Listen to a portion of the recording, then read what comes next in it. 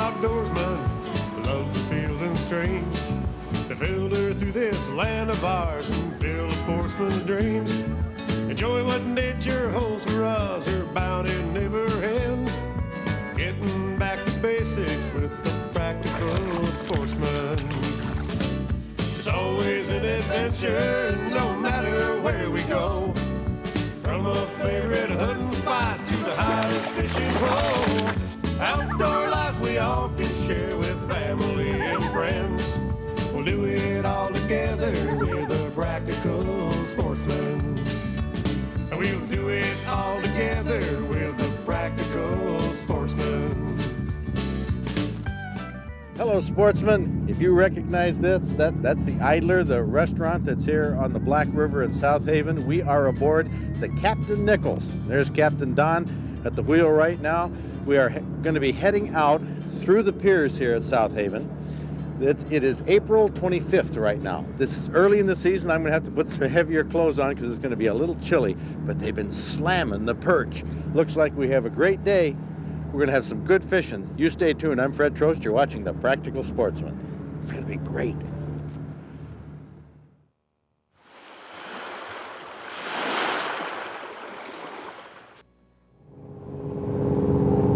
Dockside, South Haven, 8 a.m., Sunday, April 27th. Boats full of anglers hopeful of cashing in on the early spring perch fishing were streaming out through the pier heads from the Black River to Lake Michigan. We were aboard the Captain Nichols perch boat along with 46 other anglers. It was a calm day, so lots of small boats were heading to the perch fishing grounds. From the shore, you could see the pack of boats on the horizon as sort of a gray mass, but when we got there, that gray mass turned into a horde of small fishing boats and cabin cruisers. Now, you know, we do have some sunny days at the end of April, but when the wind is blowing over 40-degree water, the air is not what you'd call warm. Snowmobile suits, hooded coats, sweatshirts, gloves, mittens, wool socks, and Carhartts. That's the recommended attire for early season fishing. Now, the boats are full on the weekends, but during the week there's lots of elbow room on the perch party boats. Unfortunately, most people have to work during the week. How has the fishing been April 1997? First 2 weeks, bad weather again, but now she's shaped up. We've had, 9 straight days of decent weather, and the schools are getting large. Fishing's been fantastic, and the weather has been cooperating with us. But the end of March was all right for a week or so, and then we had those 2 weeks of bad weather. So if we can keep the weather normal, we should have a good year. It's starting out good. What about May? How does that stack up? Because it's a late spring, water temperature today was still in the low 40s. I'm saying that most of May, it's when they go to spawn, things will slow down. And that might not be now till the latter part of May, where normally it's about the middle of May. So I'm looking for a good May. Just no wind, that's what we want. Just no wind. I'm loving this to death. Okay. Well, you may know I've developed a bit of a reputation for not filling my bucket on these perch fishing trips, so hooking one of the first fish of the day was a big kick. They're down 71 feet, so it's going to be a little bit of a crank. All right, here it is. Here we go. This is big news. I mean to say this was big news. The fact that I caught a perch in the first few minutes made it on the marine radio in a matter of moments. Maybe my present would be good luck rather than a jinx. All right, now I need a bucket. Captain Don mentioned that he was looking for calm days with no wind for the best fishing. Well, that's exactly what we had on Sunday morning. Well, we had a bit of a breeze from the east, but not much. And it laid down later in the morning with the sun popping out now and then. The size of the perch weren't huge, but they weren't small either, and they were pretty consistent. And every now and then somebody would swing a jumbo aboard that would make a big splash in the bucket. Well, that perch is longer than the bucket is wide. As usual, the back of the boat tended to produce the most fish. The stern is generally the best place to fish, and it's the place the best fishermen claim first because they get to the boat dock first. I was in the bow. I thought fishing was fine up there. Yeah. The limit on perch in Lake Michigan is 35, so you keep track of the count. Now, there are two Captain Nichols boats, Captain Nichols 1 and Captain Nichols 2. Both boats are on their logo, and there are two captains, Captain Don Nichols Sr. and Captain Donnie Nichols Jr. This father and son team works together, but they're a bit competitive, too. On this morning, Donnie Jr.'s boat caught more perch. 15 of his anglers limited out. Now, the crew scales, cleans, and fillets the perch for 15 cents each. Heck of a deal when you're tired from a morning of fishing. It's the smell of fillets frying in a pan that beckons anglers to South Haven in the spring.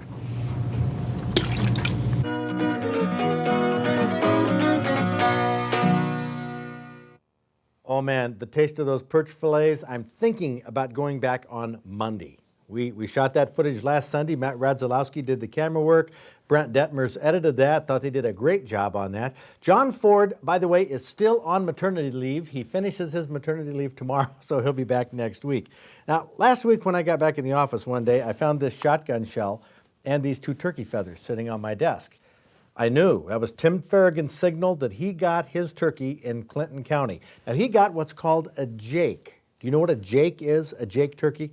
Well, a guy named Dave Ritter sent us a video. He's from Elkton. He shot this 3 years ago on May 14th. It explains what a jake and a tom is. And actually, this is where Practical Sportsman goes from PG to R. But it's a wild video.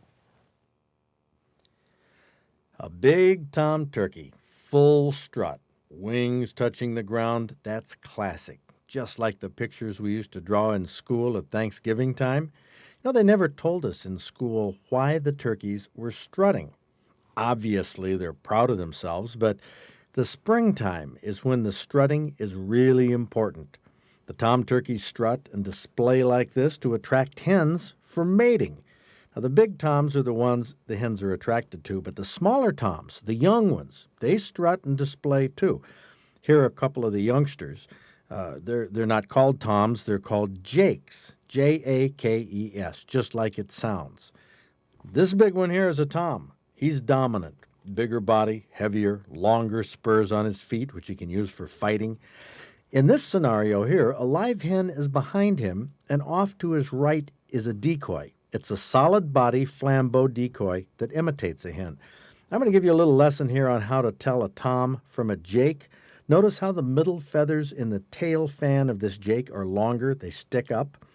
The middle feathers mature first.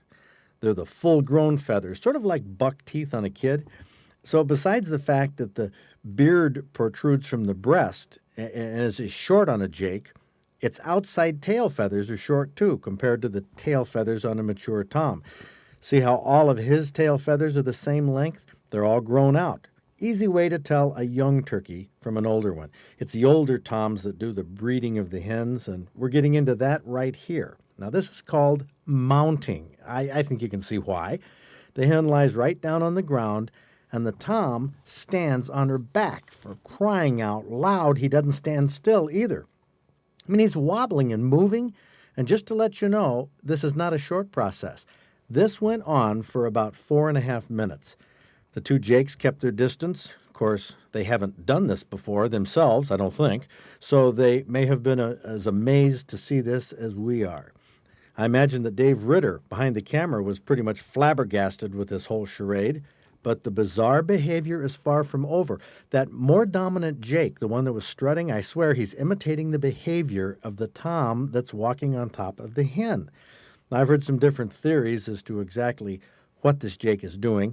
Nothing substantiated, but I'd say he was going through the paces, so to speak, that he sees the big tom doing on top of that hen 30 or 40 yards away.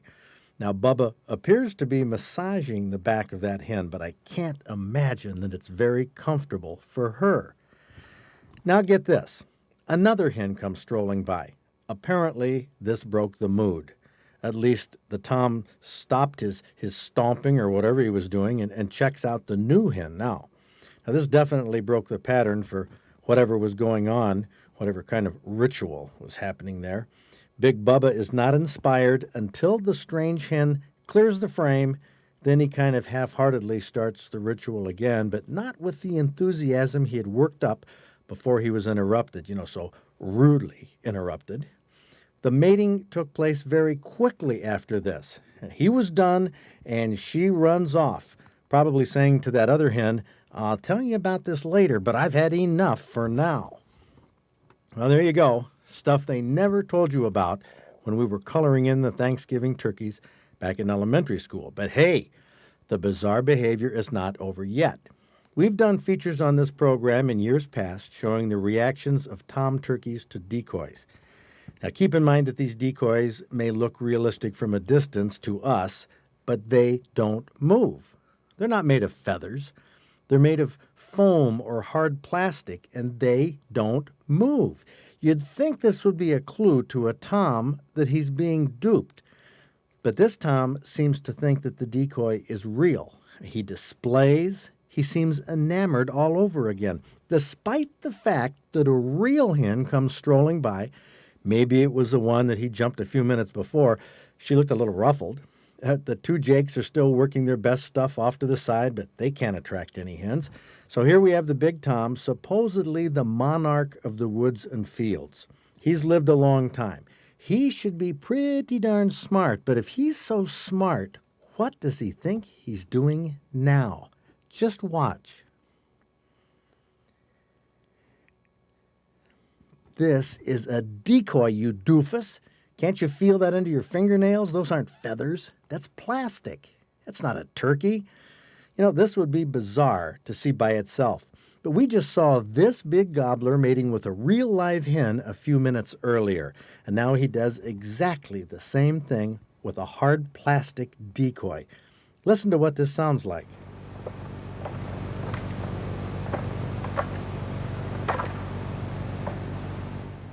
Back in elementary school, there were a lot of things they didn't tell us about turkeys.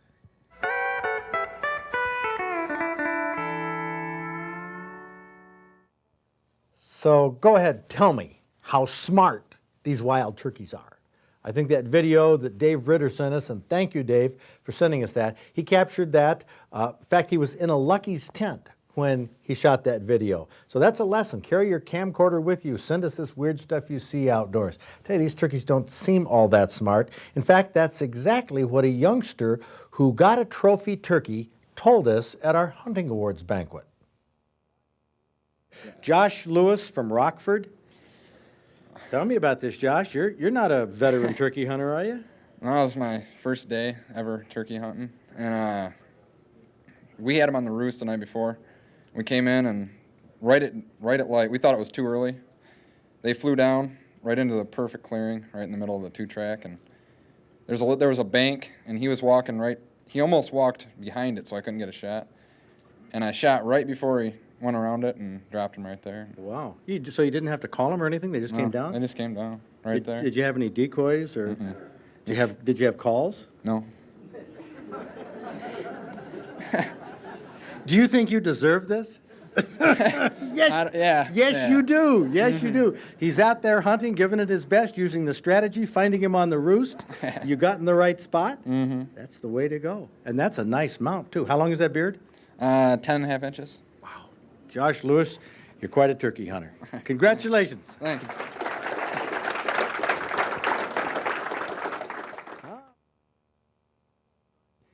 How about trying a recipe from leftover fish? Salmon and trout are best. Jeff Yancer from Adrian recommends making a spread for crackers or appetizers. Start with mixing a 3-ounce package of softened cream cheese with a 1/3 cup of sour cream, 2 tablespoons of finely chopped celery, 1 tablespoon of finely chopped green onion, 1 tablespoon of lime juice, 1.5 teaspoons of Worcestershire sauce, and a little salt and pepper. Now stir this well, add 1 cup of boneless flaked cooked fish. Salmon and trout are recommended. You can use leftovers, or a can of salmon from the supermarket will work. Refrigerate this for at least 2 hours before serving. Great with crackers or breadsticks. Jeff Yancer's salmon spread. For several months, we've been announcing there's going to be changes in the show, changes in the publication, changes in the museum.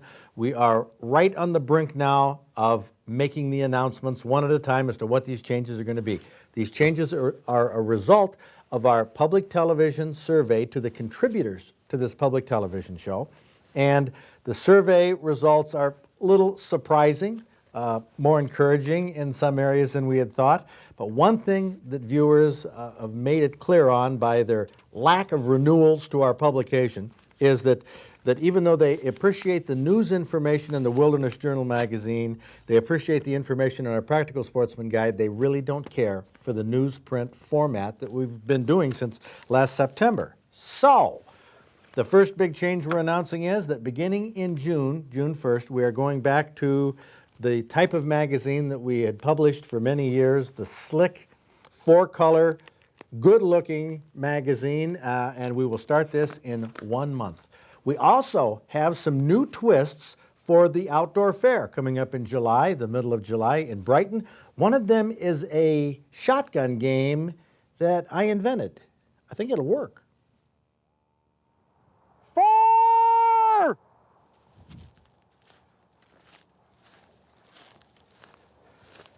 You see a ball anywhere? Hey, this is kind of different, huh, for Practical Sportsman? Well, I tell you, we're trying out some new things on this show.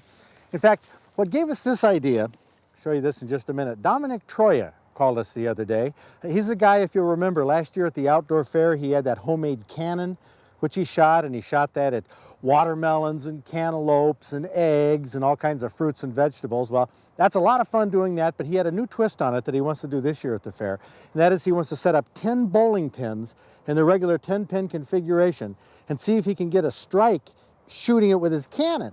We thought, hey, that'll be pretty cool. Well, I got thinking about what I could do with shotgunning. And watching the Masters on TV and watching old Tiger smoke everybody, all right, that was so cool. That gave me the idea, why don't we do tiger clays? Huh? Tiger clays? What the heck is that? Well, what you need to do tiger clays is a combination of some golf clubs and golf balls, and here's a special, I know it says one iron on this, but you also need a shotgun. And that's what we're going to use for tiger clays. Come on over here, Matt. We actually used, this is one of John Ford's camera bags, and he has some golf balls in here. See, he's not here right now. He's at home with his new baby, Austin Thomas. So we thought that's a good time to raid one of his golf bags and get out some golf balls. Matrix, Wilson, they pretty good balls? I don't know.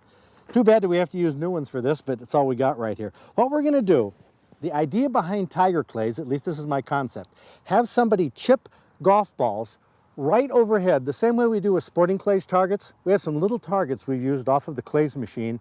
They're 60 millimeter targets, they're hard to hit. I thought, well, why don't we do that with golf balls? But the question is, would a shotgun shell have enough power, and what range would it take, that a golf ball in the air would actually be moved if it was hit dead on? And can we do this with improved cylinder choke, or do we need a full choke? So we're gonna try this out. What we're gonna do is we've suspended some golf balls by some monofilament thread here, and we're going to shoot at this with an improved cylinder choke from some different distances to see if Tiger Clays has any possibilities at all. Our golf ball is hanging from some monofilament thread from a piece of re-rod down there, and that's about 30 yards away. And I'm going to come in here right next to the camera to make this 30 yards, and I'm going to be using this double barrel shotgun. This is my Clays gun, and put this in the left barrel, which is my modified barrel. Now from 30 yards away, we want to see, and I know this isn't a ball flying through the air, but we want to see what happens if we hit it. And I would say nothing. Here's the ball, one little nick in it on this entire golf ball, so the pattern is not nearly tight enough to do anything. That's why it maybe swung from side to side. Try it again from 20 yards.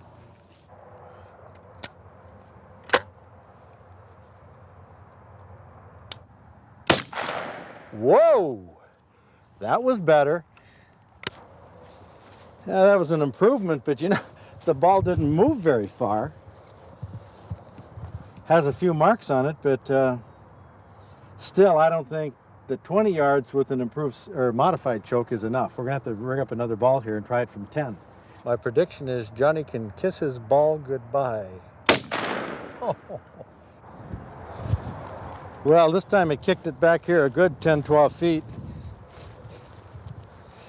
Oh, yes. There we go. We got more pellets into it. But, you know, shooting at a target this small, there's one pellet that's actually embedded in the ball itself. Huh. I think we've got something here.